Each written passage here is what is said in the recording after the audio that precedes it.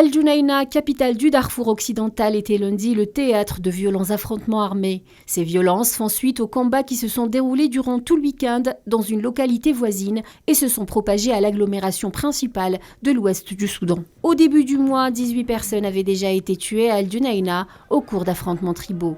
Les derniers combats ont commencé jeudi dernier par une altercation opposant des membres de différentes tribus. La situation s'est envenimée vendredi avec une attaque de milices janjaouides contre la ville de Krenik, près d'El Junaina. Dimanche, un deuxième assaut sur l'agglomération qui abrite des dizaines de milliers de déplacés a fait au moins 168 morts et pas moins de 98 blessés selon le comité de coordination pour les réfugiés et les personnes déplacées.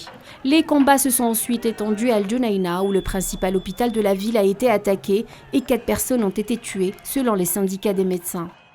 Ces combats meurtriers sont le dernier épisode d'une série de règlements de compte entre communautés qui se battent pour le contrôle des territoires. Le secrétaire général des Nations Unies, Antonio Guterres, a appelé à l'arrêt immédiat des violences. Il a également demandé le renforcement de la sécurité et l'ouverture d'une enquête sur ce drame. Les troubles au Darfour où une guerre entre rebelles et forces gouvernementales soutenues par des milices ont fait environ 300 000 morts et déplacé des millions de personnes au début des années 2000 s'intensifient depuis 2 ans.